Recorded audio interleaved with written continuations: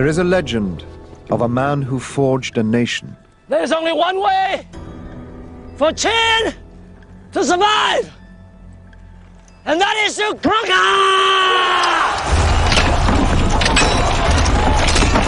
The legend says he was a great warrior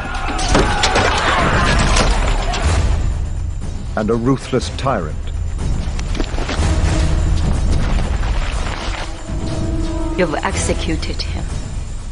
No, not yet. But he was also driven by an obsession to build the greatest nation on earth. The vision drove him to insanity. Here I am! Oh, heaven! But the vision became China.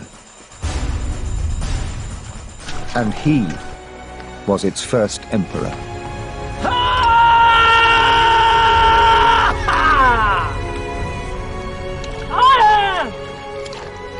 First Emperor of the whole of China! At its peak of production, the records say over 1 million people are enslaved to build the Great Wall.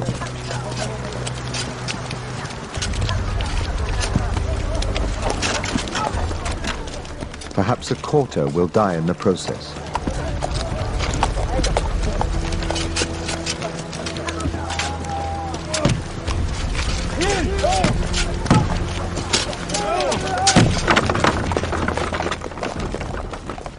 And the emperor's demands on labor keep on growing.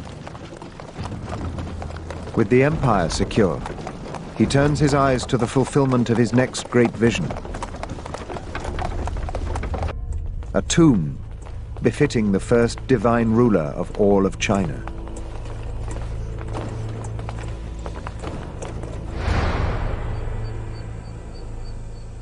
Today, all that can be seen is a vast earthen mound, as big as the great Egyptian pyramid at Giza.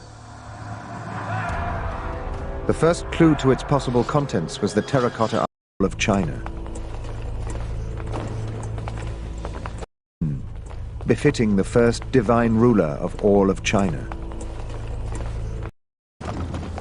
With the empire secure, he turns his eyes to the fulfillment of his next great vision. A tomb befitting the first divine ruler of all of China.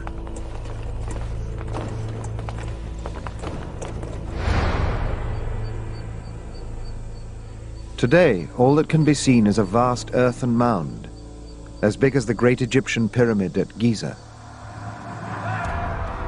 The first clue to its possible contents was the terracotta army. But that was over 1 kilometer from the tomb mound. When archaeologists dug into the space in between, an incredible world opened up. To date, they have found over 180 separate pits, containing so much more than soldiers.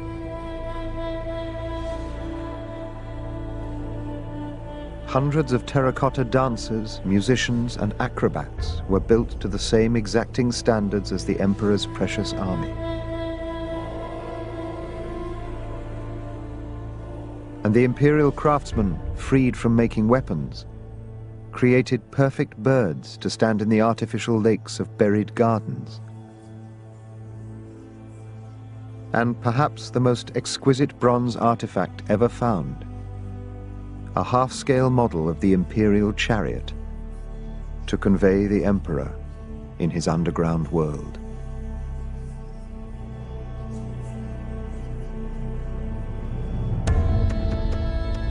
The burial mound, it turns out, is in fact at the center of an enormous necropolis, an above-ground and underground city for the first emperor. It would provide him, it would continue to provide him with all of the trappings of power, with all of the protection that someone of his status required. But there was no way to see the ultimate symbol of power, the tomb itself. Again, it was the official history that provided the only clue.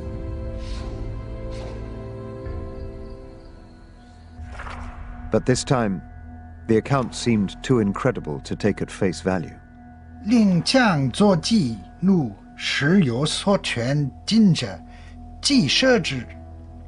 The emperor sent more than 700,000 convicts to dig down through 3 rivers and fill it with bronze.